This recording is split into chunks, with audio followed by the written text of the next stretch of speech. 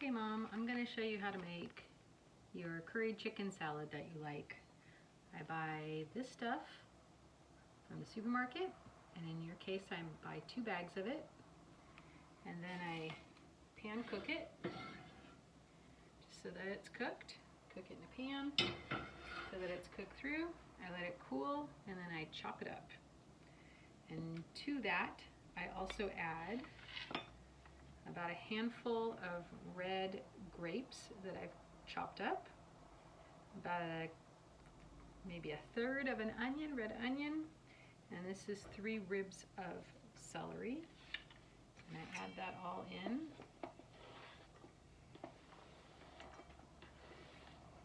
To here. And then to make the sauciness, I use mayonnaise, or in this case vegan mayonnaise, and I like to make it a little on the light side for mayonnaise, so I'm gonna, it's a pretty whopping tablespoon, but I'm gonna do 2 of them, 2 and a half of them maybe to start. And then the recipe calls for, which I'm using a version of Ina Garden's curried chicken salad recipe that I've augmented to make it vegan friendly. And then you want to add some chutney to it, and this is chutney I got from the Indian market, but you can also get the same style of chutney at the supermarket in the ethnic food section, I think is what they're calling it. So sweet mango chutney or major gray chutney, same sort of thing. The recipe calls for a third of a cup or a quarter of a cup, and this is going to sweeten it. It's going to add the tartness to the recipe. I need help.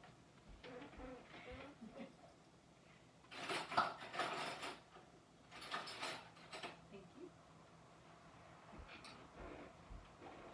Okay.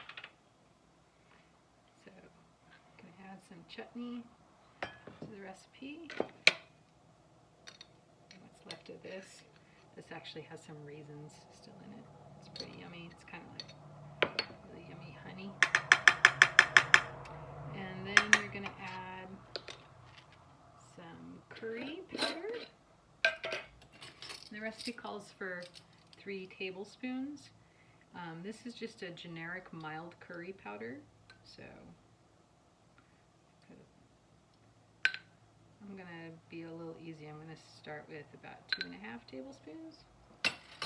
And then my version also adds turmeric. So there's usually turmeric in the curry mix, but I just add a little extra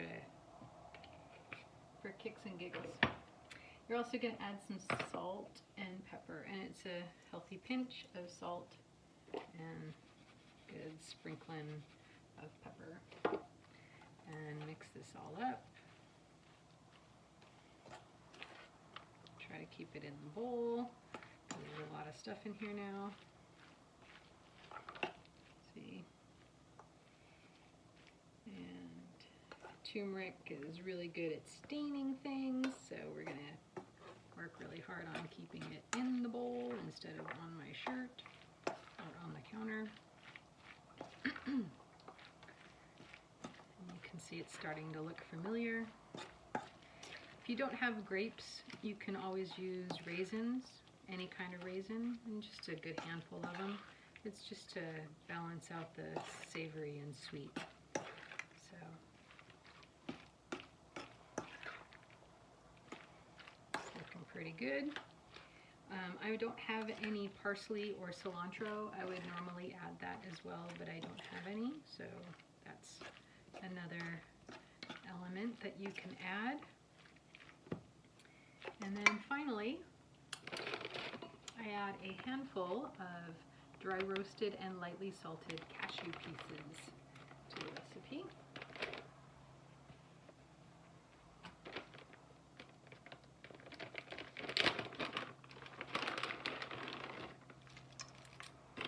Okay, handful and a touch more. And that is it. Then I usually put it into a container, stick it in the refrigerator, give it a good hour to chill down, and